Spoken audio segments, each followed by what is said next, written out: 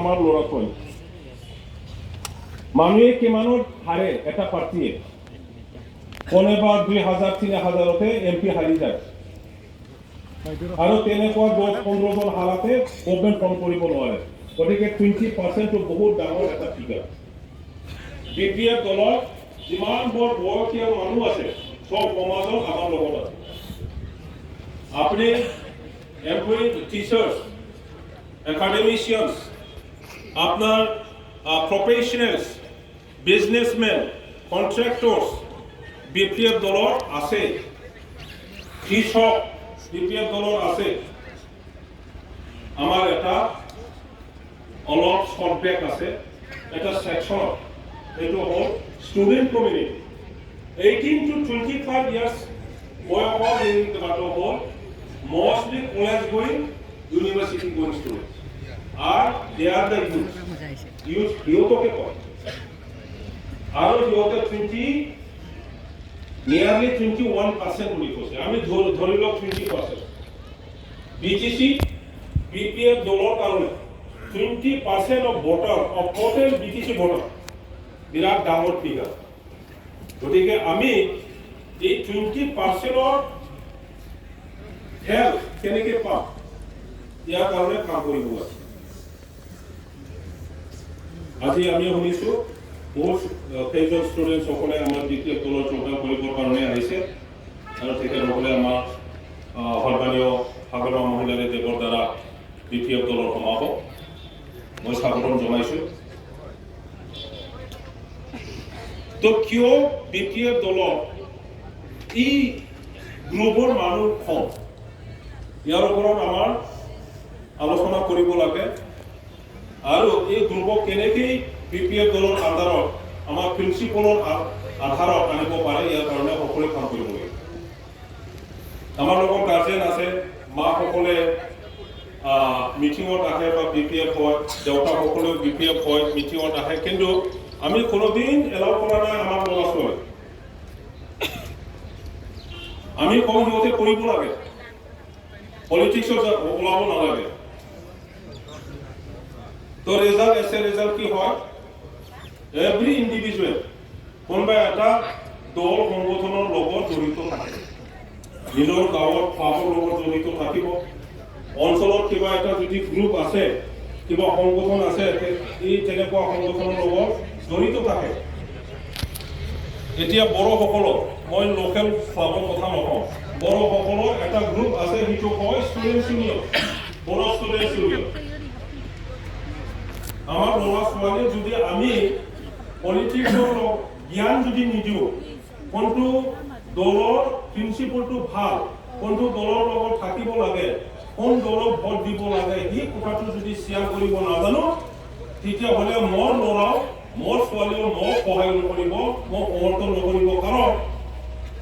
I become a member of students union হয় না বড়ো ছাত্ৰী এফচুৰ নেত্ৰী হব মেম্বাৰ হয়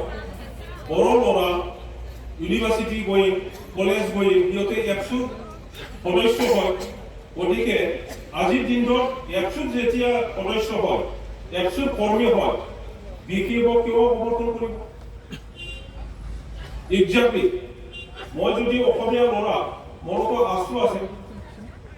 আছুৰ প্ৰিন্সিপলৰ আণ্ডাৰত মই গাইডেড আপনার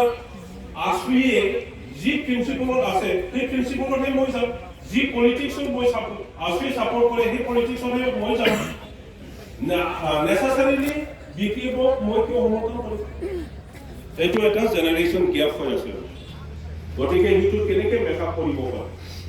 ইয়াৰ কাৰণে মই সদায় কৈ আছো যে এইবাৰ সেই 20% বা 12.7% 18 to 25 years old আমি টার্গেট কৰিব লাগে আৰু ইয়াৰ কাৰণে এই ছাত্ৰ ছাত্ৰীসকলক কেনেকৈ বেছিকৈ ইনভলভমেণ্টত আনিব পাৰে এই ছাত্ৰ ছাত্ৰীৰ দ্বাৰা অন্য ছাত্ৰ ছাত্ৰীসকলক কলেজত ইউনিভাৰ্চিটিত কেনেকৈ গৈ কথা পাতিব পাৰে লগত আনিব পাৰে ইয়াৰ কামটো আমি কৰিব লাগে কোৱালিটিৰ কথাটো আমি আৰু কেনেকৈ কম এই ইউথৰ কন্ট্ৰিবিউশ্যন সমাজ গঠনত ৰাজনীতি সাস্টেইনেবিলিটি এটোতো আৰু ক'বই নালাগে আমি ৰাছিয়াৰ কথা ক'ব নালাগে ৰাছিয়ান ৰেভলিউচন আমি ফ্ৰেঞ্চ ৰেভলিউচনৰ কথা ক'ব নালাগে ইউথৰ যিটো ষ্ট্ৰেংথ যিটো শক্তি ক্ষমতা সেইটো যদি কথা পাতিব লাগে আমাৰ ল'ৰা ছোৱালী নিশ্চয় দেখিব লাগিব অসমৰ পৰাই অসমৰ আশু আন্দোলন আমি দেখিছোঁ অসমৰ এপছু আন্দোলন আমি দেখিছোঁ গোটেই ভাৰতত এতিয়ালৈকে আশু আন্দোলনতকৈ আশু ছাত্ৰ সংগঠন আন্দোলন কৰাতকৈ বেলেগ ৰাজনীতিক দলো তেনেকুৱা আন্দোলন কৰিব পৰা নাই আশুৰ যি আন্দোলন এইটো অসমত মাত্ৰ লিমিটেড নাছিল এইটো গোটেই ভাৰতৰ ৰাজনীতি আৰু ৰাজনীতিবিদসকলক সেকেন্ড থট দিব লগা যে দেশখন কেনেকৈ চলাব লাগে দেশখন কোন দিশত গৈ আছে আইন কেনেকৈ হ'ব লাগে ৰুলছ ৰেগুলেশ্যন ল কেনেকৈ হোৱাটো উচিত দেশত আশুৰ আন্দোলনে এই পৰ্দাটো কৰি দিছে গতিকে ইয়াৰ পৰাই আমি শিকিব লাগে আৰু ইয়াৰ কাৰণে আশুৰ নেতাসকলেও কোৱালিটি লিডাৰ হৈছে না হোৱা নাই সেইটো বেলেগ কিন্তু বিশ্বাসক এটা আশা ৰাইজে তেখেতসকলক নেতা বনাই দিছে প্ৰফুল্ল মহন্ত চিফ মিনিষ্টাৰ হৈছে সেক্ৰেটাৰী এইটো সময়ৰ জেনেৰেল সেক্ৰেটাৰী আমাৰ কি নাম আছে তেখেতৰ মন্ত্ৰী হৈছে সৰ্বানন্দ সোণোৱাল চিফ মিনিষ্টাৰ হৈছিল এতিয়া কেন্দ্ৰীয় মন্ত্ৰী cabinet minister in the country এইটো মানে সৰু কথা নহয় সিহঁতে ক'ত আৰম্ভ কৰিছে শিকিছে ক'ত ৰাজনীতি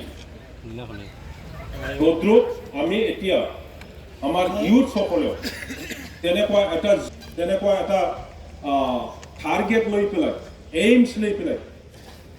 নিজৰ কেপাচিটি বিল্ডিং বঢ়াই ল'ব লাগিব ইনফৰমেশ্যন নলেজ ক'ত পায় কেনেকৈ পায় কোনটো নলেজ মোক লাগে কোনটো ইনফৰমেশ্যন মোক লাগে ইয়াত মানে কেনেকৈ আমি থৰ হ'ব পাৰে এতিয়া ইউথসকলে সেইটো আৰ্জি ল'ব লাগিব ভৱিষ্যতত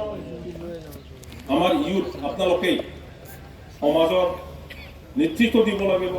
আমাৰ ৰাজনৈতিক নেতৃত্ব দিব লাগিব দেশ চলাব লাগিব এই অঞ্চলৰ অৰ্থনৈতিক উন্নয়ন কোনটো পলিচিৰ দ্বাৰা হ'ব ইয়াৰ জ্ঞান আপোনালোকে আৰ্জিব লাগিব এই জ্ঞানটো আমাৰ লগত নাই আমি পৰম্পৰা কনভেনশ্যনেল পলিটিক্স কৰি আছোঁ ভাল প্লেনিং আমি কৰিব পৰা নাই ইয়াৰ কাৰণে অসমখন এই 10 বছৰ আগত যি আছিল এতিয়াও সেইটো চলি আছে ইকনমিক ডেভেলপমেণ্টৰ কনচেপ্ট কেনেকৈ হ'লে ভাল হ'ব ছ'চিয়েল ডেভেলপমেণ্টৰ কথা আমি কওঁ ছ'চিয়েল ডেভেলপমেণ্ট কেনেকৈ আহিব ইকনমিক ইনফ্ৰাষ্ট্ৰাকচাৰ আমাৰ কাৰণে সেই অঞ্চলত কি প্ৰয়োজন এইবোৰ কঠিন কথা আপোনালোকে এতিয়াৰ পৰাই যদি আৰম্ভ কৰে তেতিয়াহ'লে অলপ মানে আৰ্লি এজতে শিকিব পাৰিব আৰু নিশ্চয় আমাৰ সমাজক গাইড কৰিব পাৰিব লিড কৰিব পাৰিব BPF দলত আজি তেনেকুৱা ব্যক্তিসকলৰ প্ৰয়োজন ইউথছৰ যদি ইলেকশ্যনত বা পলিটিক্সত ব্যৱহাৰ কৰে তাতে প্লাছ পইণ্ট আছে মাইনাছ পইণ্ট আছে নেগেটিভিটিও আছে পজিটিভিটিও আছে পজিটিভিটি কি আছে এই 18 পৰা 25 বছৰীয়া ল'ৰা ছোৱালীৰ লগত আমাৰ নিচিনা মানুহ কোনোদিন সমান দৌৰিব নোৱাৰে তেখেতসকলৰ লালচা নাই টকা পইচাৰ লালচা নাই বেলেগ ইণ্টাৰেষ্ট নাই এটা প্ৰিন্সিপলৰ কাৰণে কাম কৰে সিহঁতক কি লাগে ভোক লাগিছে ভাত পালে হ'ব আমি গ'লে কি হ'ব এই বলেৰো গাড়ীত মই উঠিব নোৱাৰোঁ মোক স্কৰপিঅ' গাড়ী লাগিব মোৰ কঁকালত বিষ আছে এই শ্ৰেণীৰ এই গ্ৰুপৰ মানুহ ল'ৰা ছোৱালী সেইটো নাই আমি কেতিয়াবা চিন্তা কৰিম তাতে গৈ পেলাই যদি মই একো নাপাওঁ, মোৰ ছোৱালীৰ এডমিশ্যনৰ কাৰণে মোক 10,000 টকা লাগে, তাতে গৈ পেলাই সেই পইচাটো পাম নাকি সেই ধান্দাটো মই যাম। এই ধান্দা লৈ পেলাই মই পলিটিক্সৰ BPO সোমাম, তেনেকুৱাও থাকে আমাৰ। কিন্তু সেই গ্ৰুপৰ সেইটো নাই, পাৰ্থক্যটো চাব। কিন্তু আনফালে নেগেটিভিটিটোও চাব। Their mind is so fragile, political orientation যদি ঠিক নহয়, গাইডেন্স যদি ঠিক নহয়, তেখেতসকলে ডিৰেইল হ'ব ডিৰেইল হ'ব পাৰে। আৰু সেই ডিৰেইলমেণ্টৰ কাৰণে আপোনাৰ পলিটিক্সটো সমাজে একচেপ্ট নকৰিবও পাৰে। যদি নাৰ্কটিক, এলকহলিজিম, ড্ৰাগছ, উইমেনাইজেশ্যন ইয়াত যদি সোমাই যায়, কাৰণ এই গ্ৰুপ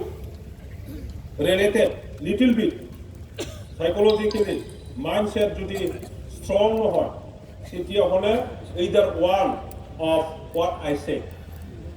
দে মে বি। সেইটোৰ কাৰণে অলপ সাৱধান থাকিব লাগে। আমি গাৰ্জেনসকলে যিমানবোৰ আমাৰ দলৰ 18 পৰা 25 বছৰীয়া ল'ৰা ছোৱালী আহিব, তেখেতসকলক ভাল গাইডেন্স কৰিব লাগে। গতিকে আপোনালোকে প্ৰাইমাৰীৰ নেতাসকলে হওক বা ব্লকৰ হওক বা ডিষ্ট্ৰিক্টৰ হওক, যিমানবোৰ ছাত্ৰ ছাত্ৰী আমাৰ লগত কাম কৰিব, তেখেতসকলক ভাল গাইডেন্স দিব লাগিব, যেন ভুল ৰাস্তা দি নাযায়। তেখেতসকলে পাৰ্টিৰ অহাৰ পিছত, পাৰ্টিৰ কাৰণে কাম কৰাৰ পিছত যদি ভুল ৰাস্তা দি যায়, তেতিয়াহ'লে দল আৰু সমাজত মানে ফ্ৰী মুভ কৰিব নোৱাৰিব, ফ্ৰী একচেপ্টেবিলিটি বা এচেচিবিলিটি নাপাব। এইটো অলপ চাব। এইটো হয় নেগেটিভিটি অফ ডেট গ্ৰুপ। পথসভাত দুআষাৰমান ক'বৰ কাৰণে সুযোগ দিয়াৰ কাৰণে মই ডিষ্ট্ৰিক্ট কমিটি, আমাৰ প্ৰেচিডেণ্ট, ছেক্ৰেটাৰী সকলোকে মই ধন্যবাদ দিছোঁ। আৰু আমাৰ প্ৰেচিডেণ্ট সন্মানীয় অসাধাৰণ মহিলাৰী দেৱ ইয়াত আহিছে, মই তেখেতকো ধন্যবাদ দিছোঁ। আৰু পুনৰবাৰ আপোনালোক সকলোকে নমস্কাৰ দি মোৰ বক্তব্য ইমানখিনিতে মই সামৰিছোঁ। ধন্যবাদ।